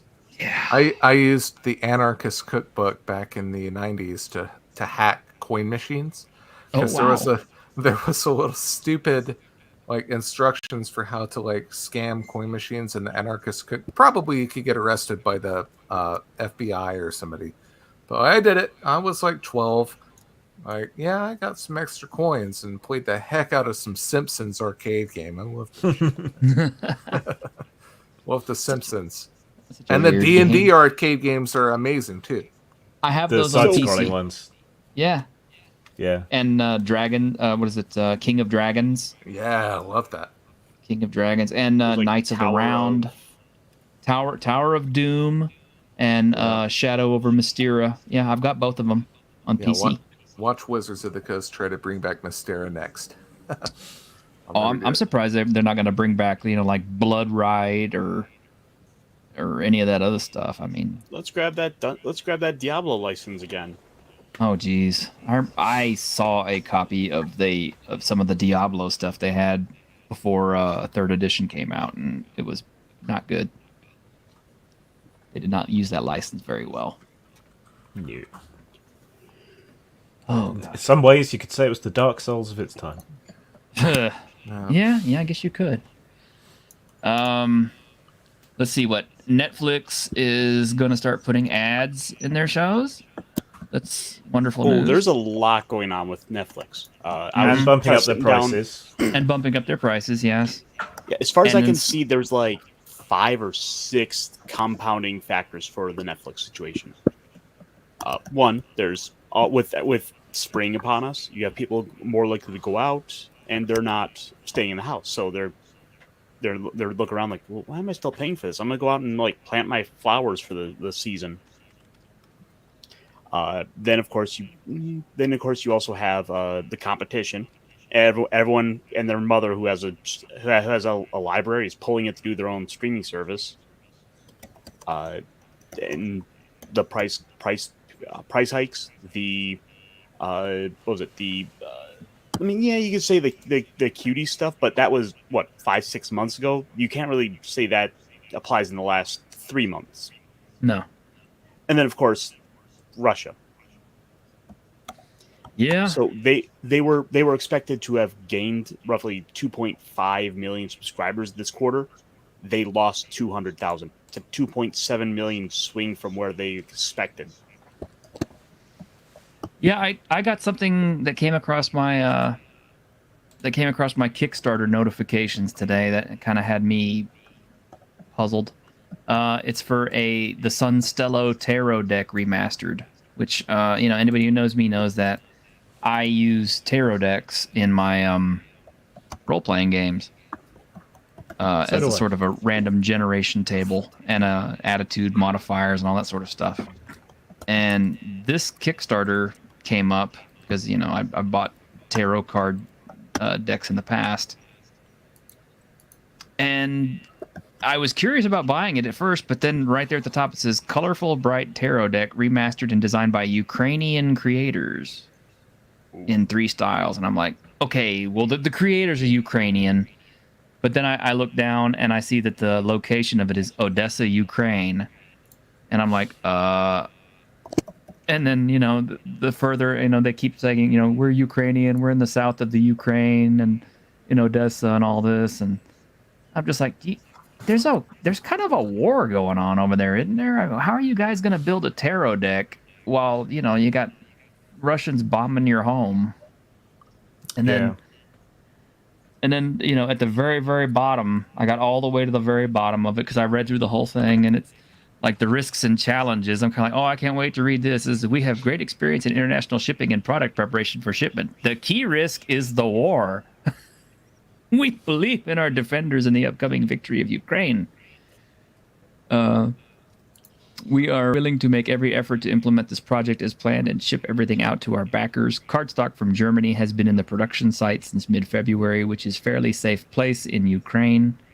Everything we need for the production of this batch of decks. We only need your support for this project. We're ready to change the supply routes if necessary and arrange shipment from neighboring countries, Moldova or Poland. And I'm kind of like, aren't those kind of like next on the docket for Russia? I wouldn't have thought so, given how badly this has gone. But yeah, my jeweler, who's made a couple of things for me, including my Kozaks, he's Ukrainian, and they're just selling digital art assets online until the war's over. So that's how you can support them.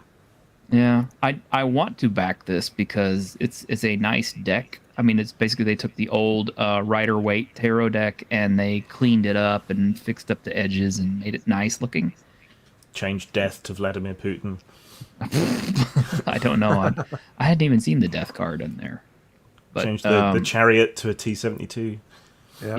Oh, T-72s. Oh, no, wait, there is the death card. No, it doesn't look like Flattery. It just looked like a modernized, updated. But I had the same problem with I'm working on this Astrius Sword and Sorcery adventure. My dungeon artist, who I've used for over 2 years now, one of the best dungeon artists I've ever seen. Amazing guy. He's in Ukraine, and he's like, "Are you okay, dude? Are you gonna like be able to help me?" And he's like, "Oh yeah, I'm fine." I'm like, "How are you fine?" He's like, "Oh, I'm in Western Ukraine." And then I am a dumb American, so I don't know too much about geography. But apparently Ukraine is massive, like bigger than the state of Texas. Like it's huge. Like it's the largest territory in Europe by far. So like if you're in western or southern Ukraine, you were hundreds and hundreds of miles away from the Russians. Like you don't even know what's going on. Like it's like living in a different country, really. It's like a totally different thing. It's weird. Yeah. It's a big, long country. So. Yeah, it's huge. And a wild fat Steven has appeared. Sorry, I had some breaking news and I had to throw out 2 videos. Oh, is everything okay? I can't get too many details, but I can share the short with you. Okay. As long as it doesn't get me copyrighted, please. It shouldn't get you copyrighted. Everything is copyright-free music from Technoax, but this is good. Coming from looks like an ex of Ezra Miller. Ah, how timely. 10 hours ago. Now, what? I don't want to jump to conclusions, but I'm kind of eyeing that a little bit curious. just wait, because I actually went to her Instagram and they actually is her in the same picture, him wearing the same suit in the first picture. There it is. Uh-oh. Mm-hmm. Now, this is the question to add in general.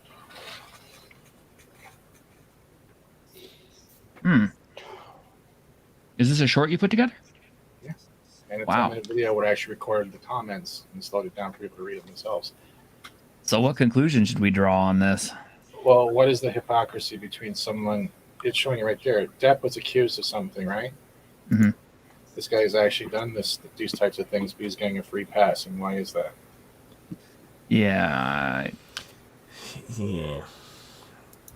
That's it. Sorry, I wasn't trying to drop a bomb. Hi, guys. I've had a busy afternoon, and that's what's been going on. Wow, yeah, you have. And you found a new game, I noticed. Is it good? What new game? The free-to-play anime game. Oh, I've been having fun with it. I play with my off time. Oh, you're talking. Oh, you're seeing the music I'm putting to the little clips of it. Is that what you're talking about? Or are you talking about Honkai? Honkai. It's not bad. There's a lot to capture, but I've gotten a lot of characters without having to try hard. It's the upgrading that's going to take some time. But yeah, it's good. If they port it over to console, they do great. Cool. Are you putting any more time into Elden Ring? Yeah, I'm trying to find Mog right now. Oh, okay. I can help you out with that sometime if you want, because he's a pain in the ass. Oh, I have the shackle that can bind him. It's not going to help you.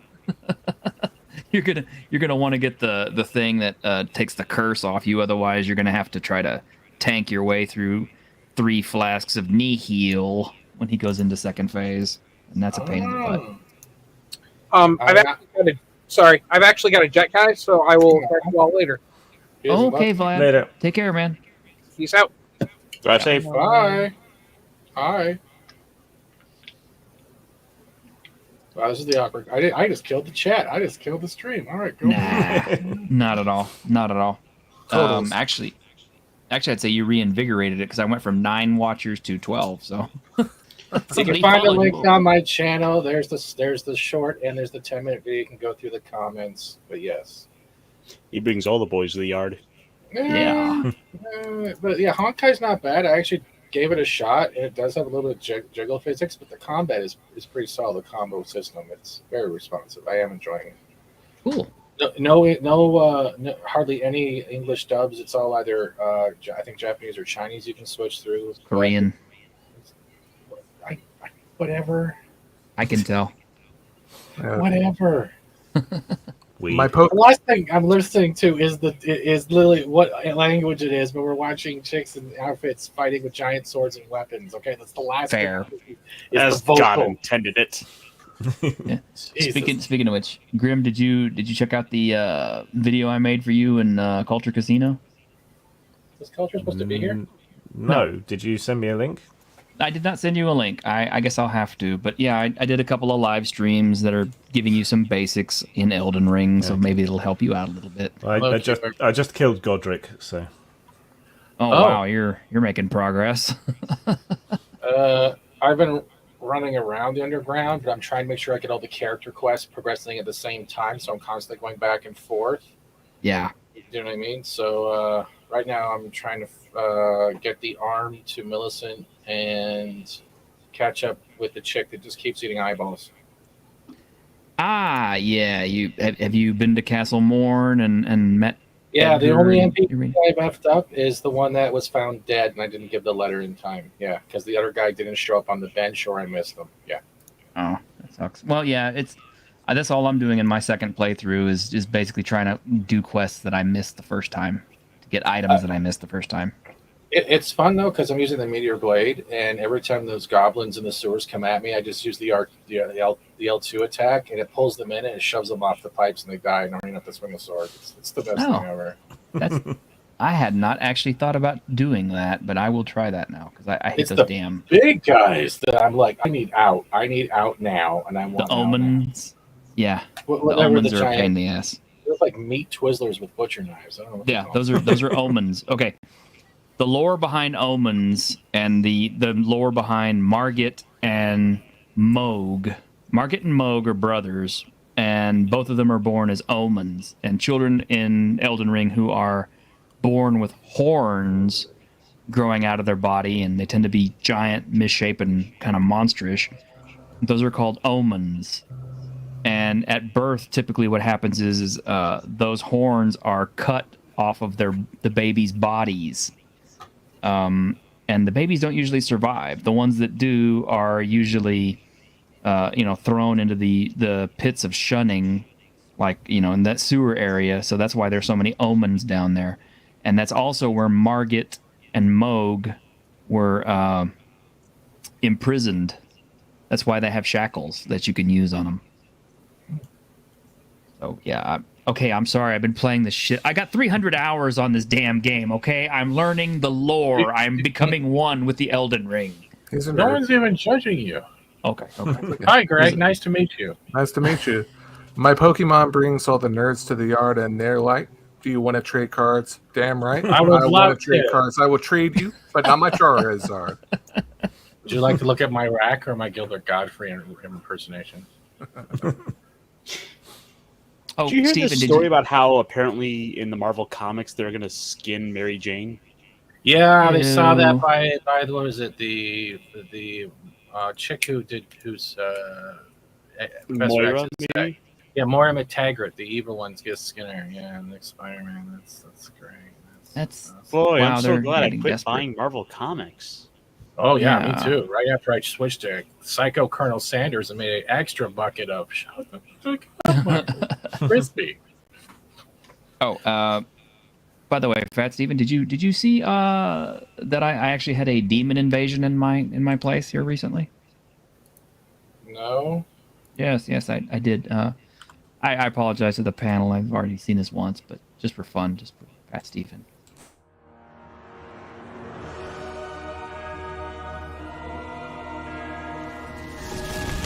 Greetings, mortals. It is I, Lord Baphomet, come from the underworld. Dude, that's you! In my place, as the leader of your hierarchy of all things evil. And I shall rule over this planet and...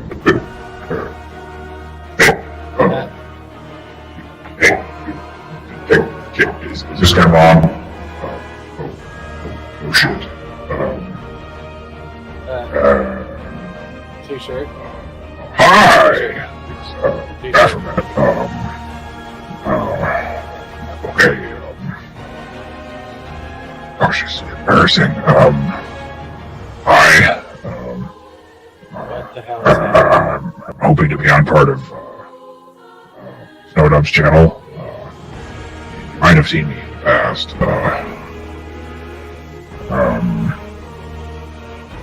Okay, well, so, yeah. Hey, Baphomet, evil. Stop laughing. I am the Dark Lord. This is feeling like I'm into the return of the king. Right. T-shirt. What? Hint number 1. What? You literally are using the Windows video editor. If you're talking and you're covering your whole screen in flames, no one will get what's going on. It was still funny, okay? It was kind of funny, yeah, it was. But you know, I've been on Snow Dubs, and I know your alter egos. I know that too, dude. Stop. You sit here trying to like spoil it for me. He's like, you know. We've heard your I can't voice have fun here for the last year. We know.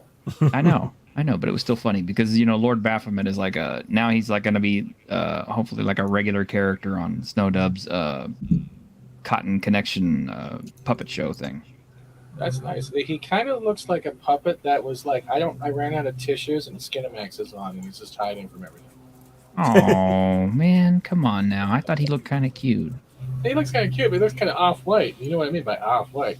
Why is it sticky? No. You did a good job. You did Thanks. a good job. Thank you. I mean, I had to work with what I had. I mean, they don't sell a lot of goat puppets On Amazon? Yeah. Or Etsy, really. I mean, I'd have to get something custom. I'm planning on getting something custom made from Floral at some point, but you know, we gotta save up a little bit. And... There's about 2, 3 goats. She got the one with the marionette strings. No, I wouldn't be able to do that one because that would be.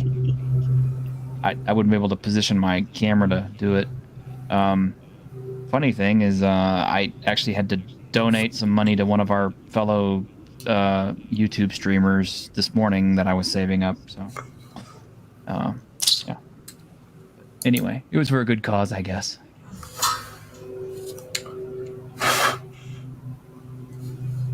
What is there's that guy. noise? Yeah, what's we're going on on? a grill. Someone playing an oboe? I think Greg has a street sweeper coming through his house. What? There shouldn't. Is he blowing into a jug? My mic shouldn't be active. Is it like playing some noise there? Yeah. Yeah.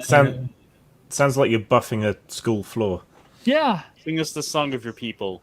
What the hell is going on? I'm just going to mute myself. You remember that episode where Homer's trying to think and he Greg's tells working Lisa as a janitor and he's broadcasting while he's floor buffing.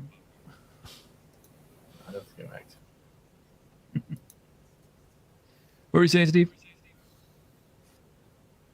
I'm just gonna go back to mute now. It's okay. What? Yeah. Steven's so sensitive. Stop. Hi, Makini. I love you too. But I was trying to say, it sounded like what Homer was having Lisa play the jug, and he was trying to think, and all yours,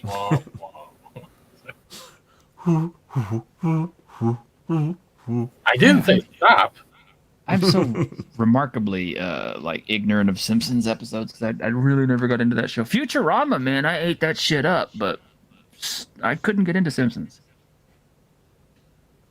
And then now they're bringing. Never say to Amber Turd, eat that shit up. You. Futurama was a legitimately great show, and it was still holds up. It does. I don't know about the new episodes coming up though, or did it already come out? Right. Or did it actually come out, or? No, it hasn't come out yet. Okay, good. So I haven't missed it. But then I understand that it's something I don't want to miss, or I want to miss anyway, because it's kind of wokish. Just make sure to balance it out with some good stuff. Okay. Well, speaking of good stuff, all good things must come to an end, and here we are. We're almost at 2 hours. I know Grim is probably hurting. So From this conversation, probably. Sorry, I'm a little facetious today. It's lack of bran in my diet. It's okay, Steven. We still like you anyway. Yeah, thank you. Make me sound like the kid who just gets thrown Valentine's egg because it's too ugly. Oh my God, Steven, what do you want me to do? Come over to Canada and give you a reach around? No, not really. No, I don't want you to go. That's not something you want to claim at the border. What are you here for? To get fat Steven a reach around? Anything else? Yeah, I've got some fruit and vegetables. We'll feed some bran. Handy. Yeah. I'm here to give Fat Steven a reach around, and hopefully he will stop Putin. If this was poker, I'd fold. If you want to stop him Putin, you need a butt plug, not a reach around. Oh, point. Point. A horse hoof. All right, guys. Well, I hope you've enjoyed the Week in Geek. A lot of collector geek and gaming talk today, but sometimes that's how it goes. But did you see those statues that I can't wait to come out? That Optimus Prime, the Voltron. What? The transforming Optimus? That doesn't transform. It has an LED kit though. I heard one of them got canceled. Please don't say that. I don't want to talk to you anymore. Gosh. Sorry. Oh, okay. I got one more. Keep talking, because the t-shirt can't end the show, and it's driving me nuts. Martian Gothic. I don't know if I remember that one. Yeah, so it was like I guess the idea goes that you're kind of swapping between like 2 or 3 players, and it came out in the wake of Resident Evil. Okay. I'm sorry. Interesting. Yeah, like 3 characters bounce between to survive.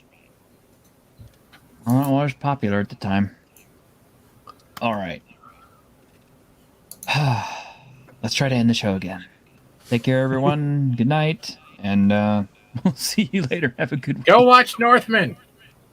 Yeah, Yes. I want to see that. I definitely want to see that. I'll try to watch it tomorrow. I watched it in my bathtub. Did you? There was no water. I just sat in my bathtub. Oh, okay. I was about to say, it's like you did not use your toaster for comforter, did you? Yes, and I'm talking to you beyond the grade with Wi-Fi. That's exactly it. Well, you are a Makes Moon Knight. sense. Heaven has Wi-Fi. Yeah.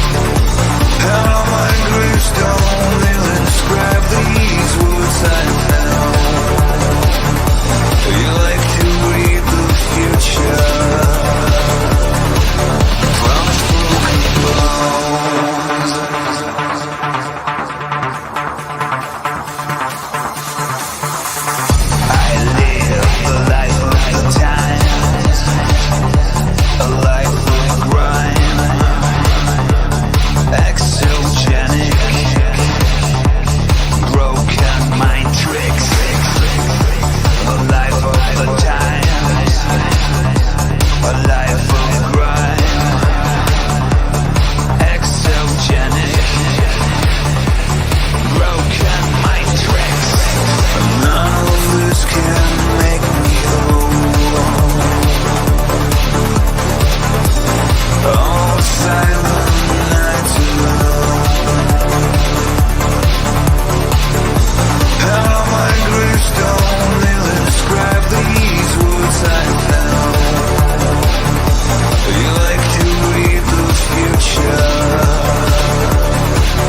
from broken bones.